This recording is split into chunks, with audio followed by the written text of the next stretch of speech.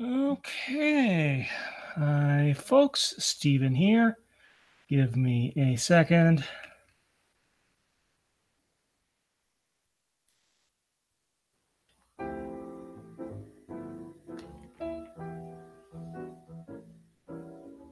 All right.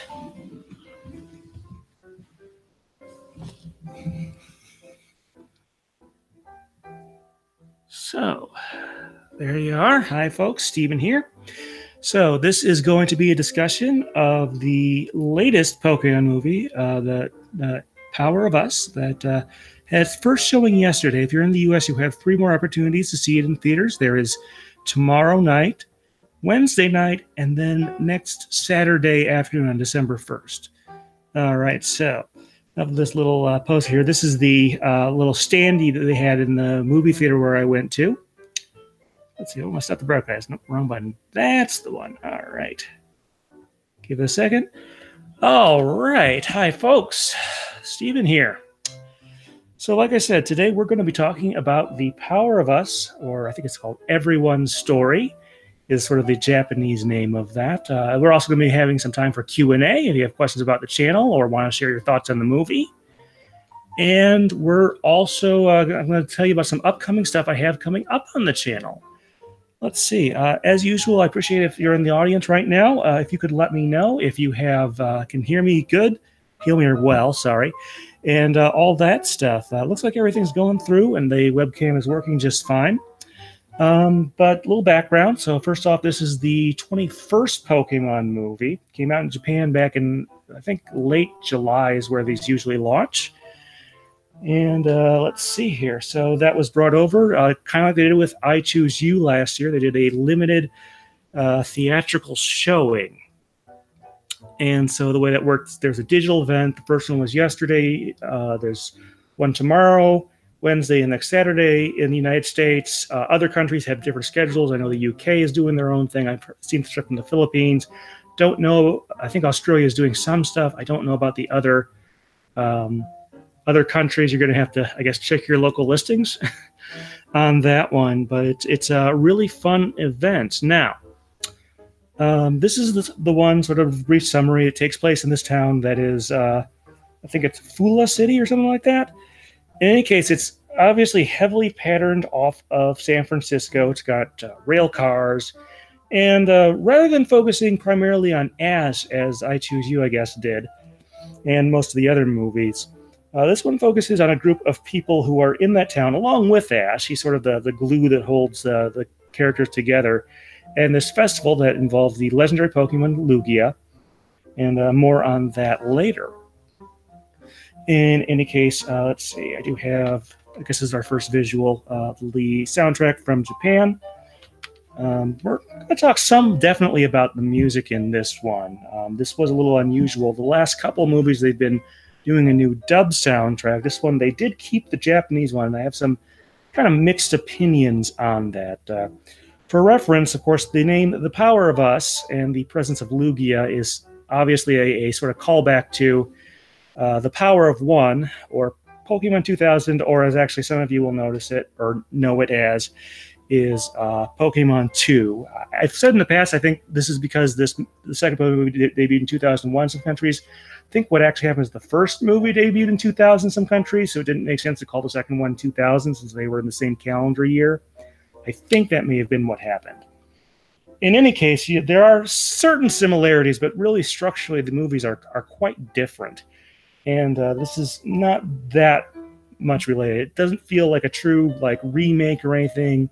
Even calling it a spiritual successor is kind of loose. And I should point out, we are going to talk about spoilers. Plenty of spoilers here. If you haven't seen it, I would suggest you come back to this later. You can certainly put comments on the video then. But we're sort of going to sort of talk about it. So yeah. So let me just talk about the logistics here a little bit.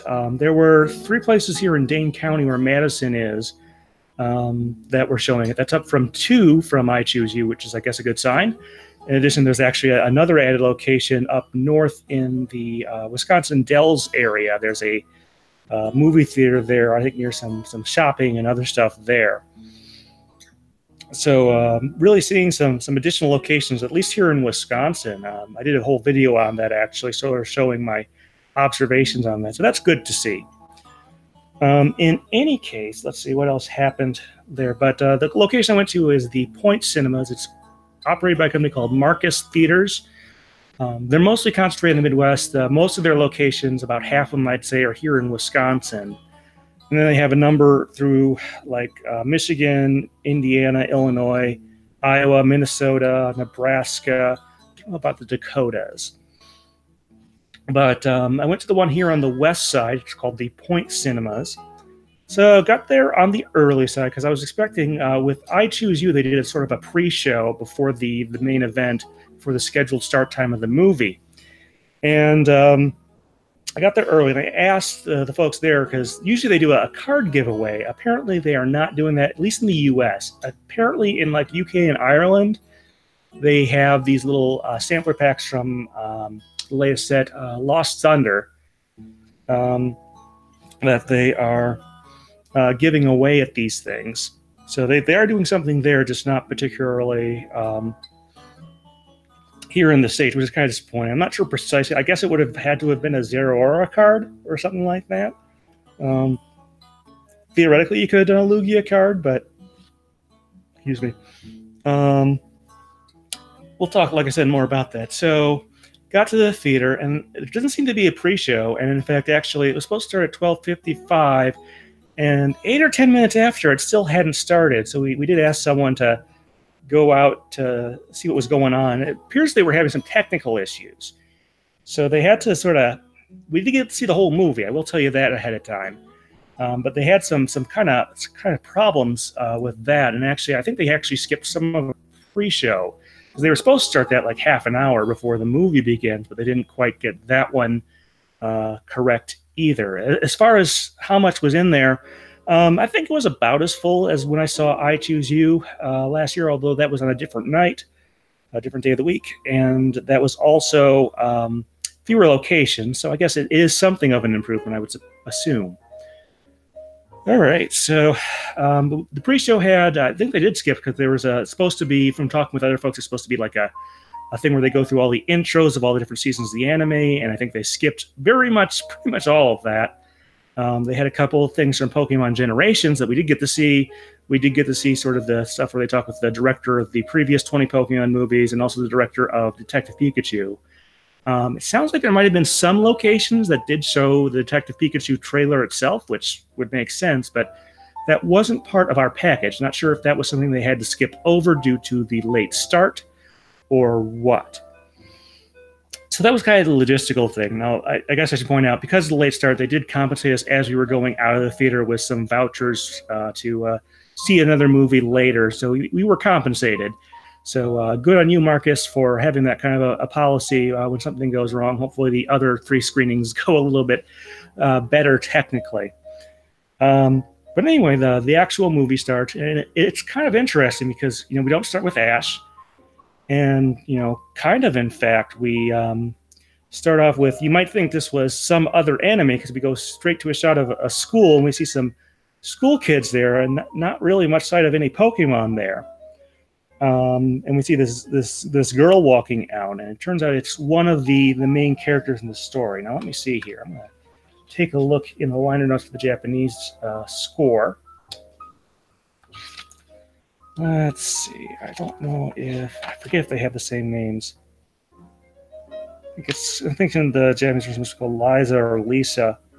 And, I think she definitely has a different, they definitely have different names, unfortunately.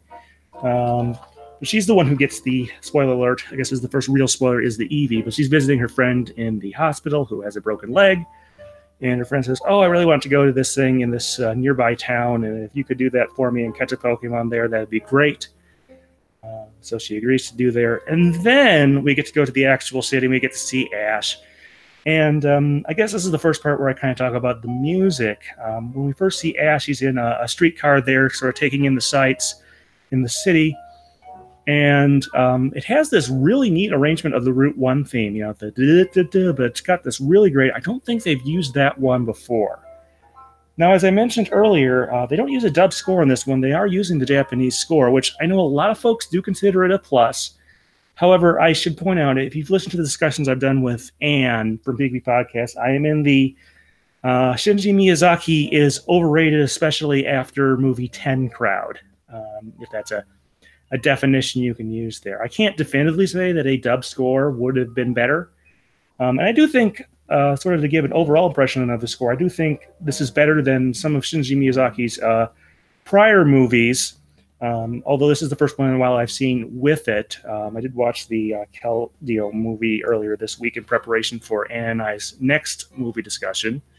We'll be doing a discussion on Power of Us eventually, probably after it comes out on video. But that was kind of really the standout score element from there. Some of the other ones were very nice and worked out reasonably well. But anyway, yeah, so Ash is going to this festival. And that's sort of our opening sequence there. We don't have a theme tune, given that the first or the previous movie had the Pokemon theme or aimed to be a Pokemon Master in the Japanese version. I'm a real big defender of, let me get this one out here, of Pokemon World. It's not as good as the first season opening theme, and maybe not as good as some of the later ones, like even Pokemon Johto. But I really do like it, and I wish they had some way to stick this in there, like a redone version of it to sort of go along with the first one. But I don't think they had, I think it would have been Rival would have been the Japanese equivalent they would have had to stick in there, and I don't think that's in there anyway.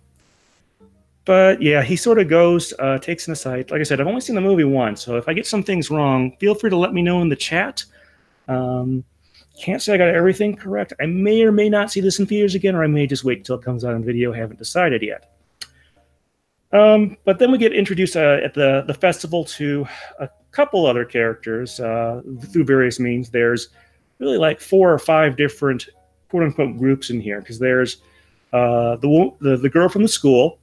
And I have to say, it is kind of interesting to see that, not everyone goes out and becomes a traveling trainer. Some people do go on to what we would consider in our world a normal life, which is kind of an interesting facet of Pokemon. I don't think we see that often. I think we kind of assume that, once you hit 4th grade, you go out, or 10 years old, I guess, you go out and you become a trainer, and works out for at least for some folks. So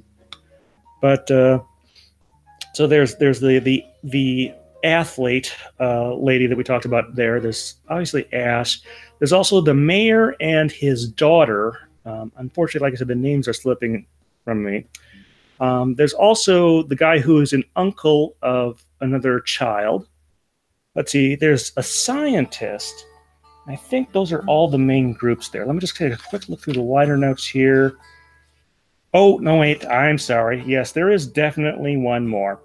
And there's this old woman who really just does not like being around Pokemon at all.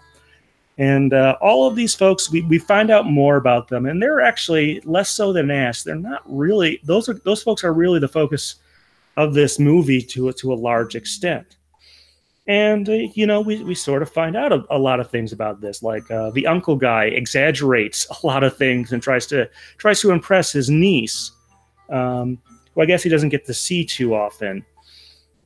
It seems to be the thing there, at least for some of his plot to work. I think that would be the case. The scientist is part of a group of scientists who are doing some sort of research, and I guess in tandem with this festival, maybe just because they get more attention that way, they're doing some sort of presentation, and their speaker canceled, and now this guy who's really shy kind of has to take over, because I guess he's the only guy who can handle the knows what the presentation is about, and he has to either find a replacement or do it himself. Like I said, we have the mayor who is sort of presenting some of the stuff at the festival, and then his daughter has a young school-age daughter, younger than Ash. And like I said, you have the old woman who I guess lives by herself. She might well be a widow. They don't ever state that. And that's sort of our cast of characters. So sort of the first main thing that happens at the thing there after a little bit of exposition is there's this big contest where the goal is they have all these specially labeled Pokemon out in the city, and your goal is to earn as many points as possible by capturing as many as possible. And the uncle guy gets help from the scientist guy because he's the uncle's kind of agreed to fill in for the other speaker for some reason. The scientist guy, is that desperate, and so he's got like a Bluetooth thing in his ear that you can see, and he's getting help, which they never explicitly state is against the rules of the competition. I mean, no one says take that thing out of your ear or anything like that, or whatever. But maybe next year they would change it. But Ash is in this competition as well as a couple other folks, and it's kind of a neat scene because this is where the uncle ends up with sort of his counterpart, which is this pseudo Wudo, and they kind of realize over the course of the movie that they really have some things in common. But anyway, the uncle guy actually wins, and then Ash comes in second. And that's kind of it for the first day. Now, I should point out, in between each day of the festival, there's this weird announcer person that comes up and does some sort of presentation on it. I don't want to reveal too much about that. That's kind of an interesting thing, especially they call it like the Pokemon Channel. Of course, we're all familiar with that GameCube game of the same name, so I'm not sure exactly how all that translated in. But the second day, there's apparently been some sort of sabotage to the grounds, like someone threw some chemicals on there, and also like the tracks have rocks put on them so the trolley cars can't get through. They do clean all that up, and we do get to see Team Rocket is in this movie. They actually have a somewhat interesting part in it, but I'll have to explain some of that later.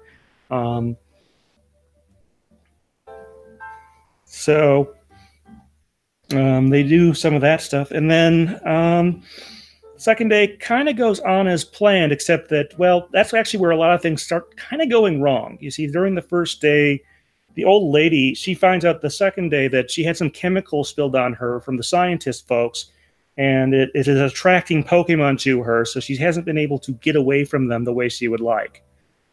And then let's see, what's next? Oh, the scientist guy has kind of his own problems. He gets the guy to the uncle guy after he finishes cleaning up. He actually kind of misses the speaking engagement, so the scientist guy, has to go in there and do himself. And he does a really nervous and is just not used to this. Which, fear of public speaking there's all out of that old saying that public speaking is scarier to a lot of folks than death. That's, I suppose, debatable, depending, but for this guy, he certainly wasn't ready for it. What actually ends up happening is that I'm not sure precisely why he made a recording of this, but the scientist guy, when he was helping out the uncle with the Pokemon thing from the previous day, actually did make a recording of it. I'm not sure if he had to for some technical reason, or I hate to think he was trying to blackmail him later, although there is some of that. To be honest, these are not perfect people, which I guess makes them more interesting. And he ends up actually showing that instead of the footage on whatever project he was working on. And actually, this is just as the uncle and his niece are walking into the science hall or whatever it is, and the niece finds out that her uncle isn't as good, isn't as masterful at Pokemon as he claimed he was. And so that sort of starts his sort of downward arc. And like I said, the old woman is having problems because all these Pokemon, she really wants the science guy to do something about it, figure out what he can do there. And that's kind of how the second day. Oh, the other thing is the athlete. She's sort of quit athletics, but she's still in relatively good shape. But apparently, she went hiking up the mountain near the town, and you're not supposed to do that. And she got sort of shooed away, and then she gets really mad at the guy there. We also find out the mayor's daughter seems to have a relationship with something up on the mountain in the woods there, and we're not quite sure what it is. So that's kind of the bulk of the second day. Team Rocket is also in there, makes some more trouble. And I think towards the end of the day, we get the impression that they were after something, and they had it at one point, but they're not sure where it is anymore. And then the next day, let's see if I remember all this correctly, is where things get, I think, pretty real. I think it's a little fuzzy in my head of how things come along there. But eventually, things keep going kind of downhill there because it turns out that the thing up in the forest is Zeraora, I think is how that's pronounced. It's the yellow electric cat Pokemon. And the film goes into this whole history of it's been there a long time, and the town has effectively been hiding it. Also, I think, oh, that's right, there's this something called the Eternal Flame or whatever, and they noticed that the big thing they noticed is that the windmills in town that provide most of the town's power have stopped moving because this wind festival with Lugia is supposed to make sure that those things keep going. There's as with all Pokemon movies, there's a willing suspension of disbelief that you have to maintain with these. But what happens after that is sort of, all these things start kind of going wrong all at the same time. It turns out that the thing that was Team Rocket took from the lab there is this highly concentrated distilled effects spore. I believe that's like the ability I think that Amoonguss has or something like that. And what happens there is Team Rocket, they had it for a while and they sort of lost it. And all of a sudden we see where it is. It's on top of the hill somewhere. And it like explodes or ruptures or whatever, or breaks or destabilizes. It's in this like sealed flask or something. And apparently this thing is so concentrated, it just goes everywhere. And starts enveloping the city, and it messes with Pokemon. It sort of like saps the life out of them, is not good for people either. It actually kind of reminds me of one of my other favorite movies. Sort of the climax in Batman Begins, spoiler for another movie, is that there's this substance that they've aerosolized, the bad guys have, and their plan is to sort of unleash it on all of Gotham City. And so this kind of reminds me of that. It doesn't feel like a total ripoff or anything like that. But that's enveloping the city. And then, Zeraora is sort of revealed and starts causing certain problems because it has this very strong hatred or distrust of humans because of all the things they've done. And then things go pretty crazy there. There's a transformer that blows and starts a fire. And like I said, all the folks have to work together to sort of restore things, fix everything together. And they're all working on sort of different fronts within the city.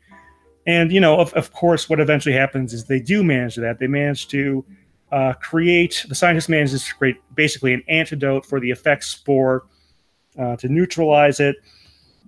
And they have to get that up, and they have to spread that across town using this sort of auxiliary fan station that they have, which a little Deus Ex Machina here, or Machina here, is the old lady actually, turns out she actually worked on that and has some knowledge both about the truth about Zeraora, which the town's official line has been that there's some curse associated with it, but in reality they're just trying to keep people away from it. I have to say, I'm not doing the best job of selling this movie as I really liked it. I think it's one of the better ones. We'll talk about that in a moment.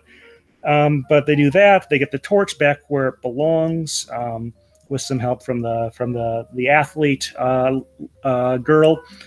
And it all sort of just comes together in the end, and they manage to summon Lugia, and kind of everything's restored. Lugia even brings some rain to stop the fire. Zeraora has sort of a moment of change there after Ash sort of puts himself in between, not quite first movie style, but sort of, takes one for the team there to sort of gain its trust. And everything sort of gets put back together. I mean, the summary I put here does not do the film justice. I really do think it's not for everyone, although I've seen some sort of meh comments, but most of them have been positive. I've only seen like one or two comments on social media that have said it wasn't very good. Some people did even if they did like this movie, liked I Choose You better. Some people vice versa. But that's sort of the gist of the movie. You may notice that Lugia only comes in at the very end, and that's sort of a bit of a disappointment. This is definitely more about Zeraora than it is about Lugia. Like, even more so, if you go back to the Zoroark movie, Celebi gets more time and more focus in that movie than Lugia gets here. But I do want to draw a few comparisons between this and what was, I guess, previously my favorite Pokemon movie. Well, it may still be. There are some things that movie does better, but The Power of One versus, let's see, I'll just hand it. Where did I put? There it is. Versus The Power of Us. I guess we got to decide here. Overall, let me just get some water here. My throat is drying out.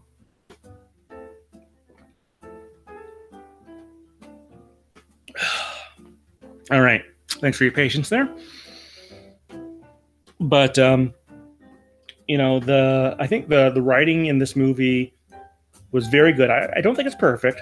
I think there's some things that could be tidied up. I'll have to watch it again to be more specific. I think there are, like I said, the writing was really good. I think the characters really nice, probably better than 2000. But there is one area I definitely think that 2000 wins out, or The Power of One beats The Power of Us, and that's in the music department.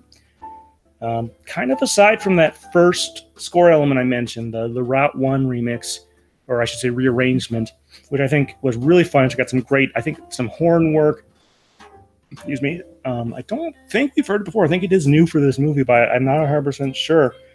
But that was a great start, but I wish they had taken more liberties with the other game themes and the other score elements that they brought in for this movie. Because, like I said, I'm in the Shinji Miyazaki is overrated. And by the way, I should point out, if you're in the chat room, if you want to type in some comments, I have not really sure if this actually works correctly, because I will see comments, and if I'll double check this video after after it's done to see if there were comments that I just didn't see, which is annoying. It's in there, but go ahead and type some stuff in if you have some comments, and I'll try and answer those.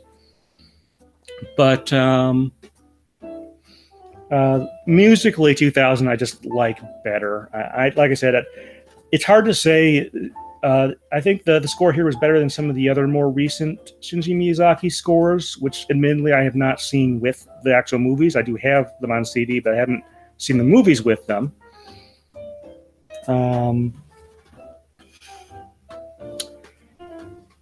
But I'm not sure if it's like the Japanese scores, like the ones for 4, 5, 10, 9.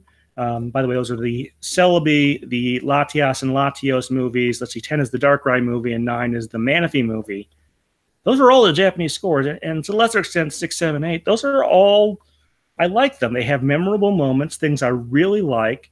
They do things to either fit, either make them distinct or to fit well. As far as Shinji Miyazaki's compositions, Oracion in movie 10 is really great. I mean, don't think it's quite as good as the English Lugia song and how that's implemented in the second movie, but it's pretty good. And I can see why they brought it back for the Japanese version of I Choose You for the end credits. But after movie 10, there just seems to be less and less. When they did movie 14, the Victini movies, and brought in those guest people, I think that worked reasonably well. And I don't know if it's the direction they're giving him, or if it's something he's choosing on his own, or if maybe he doesn't have enough. Like movie 5 was a collaboration with that accordion player Koba, and that worked out really well. Even the stuff that doesn't have accordion in it, I think, has some really, really good stuff. Some great things there. And the more recent movies, they aren't ear piercing. They aren't, I wouldn't call them bad, but they're just not. They don't stand up on their own as well as I would like. And like I said, if there's one thing that The Power of One did better than this new movie did, there was music. The end theme isn't terrible or anything. I'm actually trying to get in contact with one of the singers there. There's this Charity something or other. I cannot remember her last name off the top of my head. Seems well produced and well composed and stuff like that, but The Power of One is a hard song to match. I will give them that. I do kind of wish there's a couple alternatives they could have done here. At the very least, I wish that said oh, Lugia is going to be in this one. If Lugia's theme is in this one, we should have the Japanese side do an alternate take of any track with Lugia's theme in it so that it has the English one.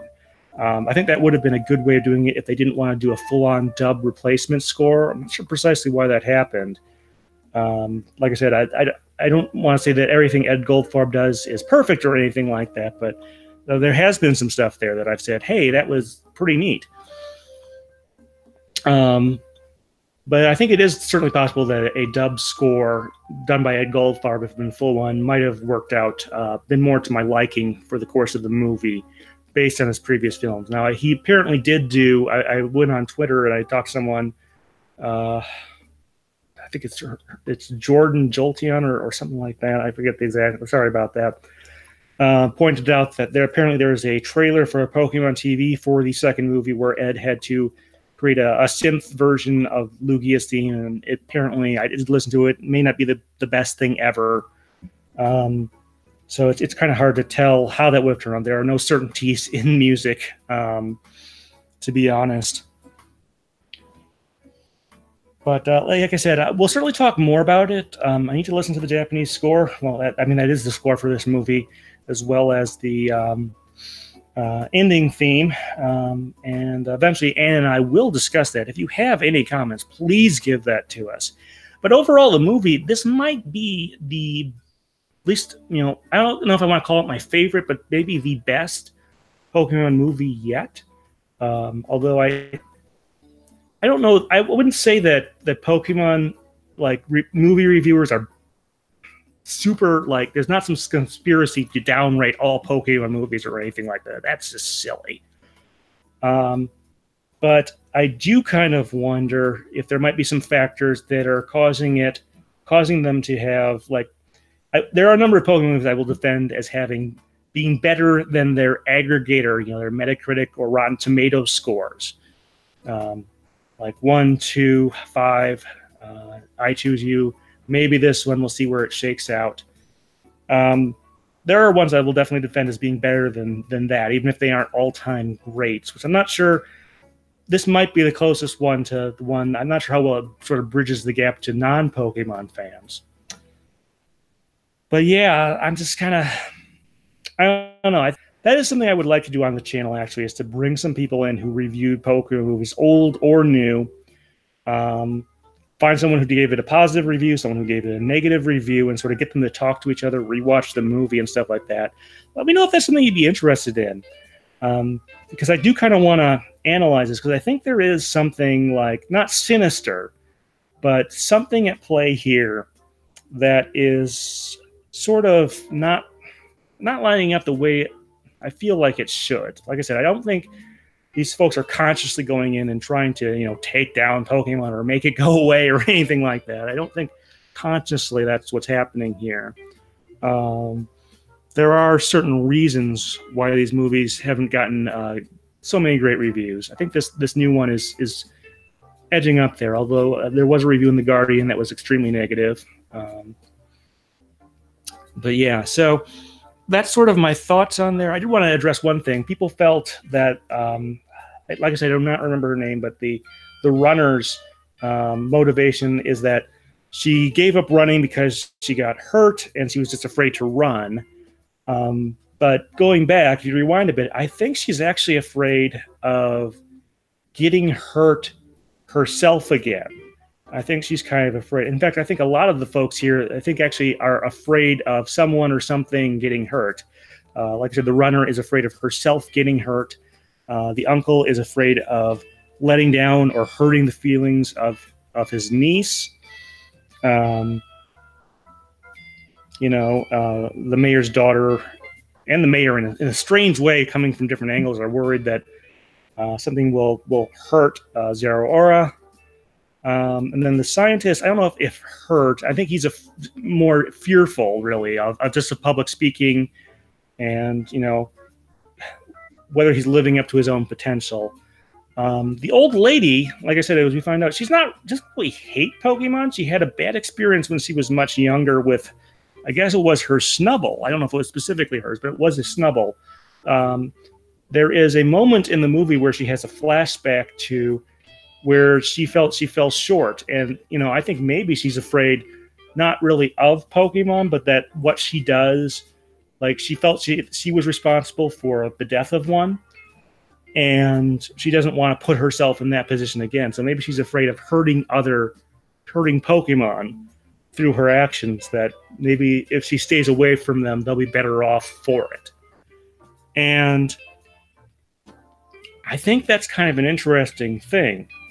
An interesting idea, an interesting way of looking. This is certainly, I think, one of the best Pokemon movies from an analysis perspective. Like, if you want to go deep on this one after you see it, there are some interesting things. I think we're going to be talking about this one for a while in terms of the different characters and how they come together and what their motivations are. And I kind of like it, even though assuming that Team Rocket stole the effects spore, you know, I'm guessing that happened on orders from HQ. You know, that they happened to be in the area and the trio was sent in for that. And they may have not totally been sure why they wanted it. Obviously, Team Rocket the organization would want it as some sort of weapon or something like that. And then they could weaponize. And I guess they were kind of right there when it starts to engulf the city after the flask ruptures. Actually, I just realized it. The scientist guy said he built that, you know, not as a way to hurt people, or not with the intention of sickening Pokemon or stuff like that, but because in sort of a weird way, kind of I don't know, Botox kind of way, it has medicinal applications when used in a different context. So maybe he was trying to prevent other people from being hurt, but his actions themselves actually caused, you know, problems, and that motivated him. I have to stop this. I am still kind of processing this movie in my head, if you can't tell. And like I said, I think that's going to be happening for a while. Not sure if I can invest the time to see it again, maybe later this week or next weekend. Not sure on that. But like I said, if you have not seen this movie, you know, if you don't have an opportunity to see it in theaters, when it comes to video or shows on TV, do yourself a favor. Even if you weren't initially interested in, I think this is at least worth a shot. You may not love it, but I think it's different enough. It's not a remake, like I said, of 2000. I think you really should see this. You owe it to yourself. So aside from that, I guess we'll wrap up here. I meant to only go through 7:30, but I'll go ahead and put this up there. As far as other things going on the channel, first announcement I want to make, I will be going to the Anaheim Regionals next month. So that is I guess it's the third weekend, because it's the 15th and the 16th is the actual event. I still needed to redistribute. I didn't want to put all my vacation days at the end of the year, so I just redistributed things a bit. And I'll be headed out there on Friday, return back here to Madison on Monday. But I'll be there for the event. I won't be competing in the main event, most likely. I got to get in contact still with the folks running the event, see if I can get, at least they know I'm there. The regionals don't always have a super firm press access thing, unlike, well, even like last year's North American Internationals, they just kind of said, okay, we have you on file. And this was a Pokemon proper run event. So that was a little bit odd. But we'll work through that. Next thing I'm trying to get up on the channel is actually the Victini movies discussion with Anne. I'm in the process of cleaning up the audio on that. Anne posted on our Patreon, I think, last month, and so I've had it for a little while here, but I wanted to get up the panel first from Anime Bonsai. But that's sort of next up on there. Also, let's see, I need to put the order in. I need to plan on doing an unboxing of the Let's Go Pikachu and Eevee soundtrack. It's going to be released in Japan. I'm guessing it's probably going to come out on digital around the same time. Could be as early as this Friday, but sometime in the next few weeks, there's a good shot that'll come out. So looking forward to unboxing the physical version of that from Japan. Let's see. Those are some of the main things. There is a small chance this upcoming weekend is Madison Comic-Con. No relation to the San Diego Comic-Con. There's, whenever you hear about Comic Cons in other parts of the U.S., there's really no relation to like the San Diego Comic Con that kind of started this all. But in any case, they're going to have, I think it's the voice actor who did Nurse Joy's voice during the last couple seasons of 4Kids. After Megan's Hollingshead, I think that's how you pronounce it, left the show for the last 1 or 2 seasons of the 4Kids era. So I'm hoping I can get press privileges for that. No guarantees. Might be able to do something there. Also trying to get Charity Gooden is her name. She does, I guess, backing vocals or something on the Power of Us ending theme song for the new movie. Would like to talk to her. And not sure what else. Those are sort of the things coming up. Would like to do more musician interviews and stuff like that. But if you have any comments on the Power of Us or anything, and we are, by the way, we have not done the Keldeo movie discussion. If you have any comments on that, put those here or on the Asks video that I put up a week or so ago. Always like that. But otherwise, that's kind of what we've got. It doesn't look like we have any. I'm not seeing anything in the group chat. I'm very sorry if you are putting stuff in there. I don't know that everything actually shows up here, which is kind of a problem.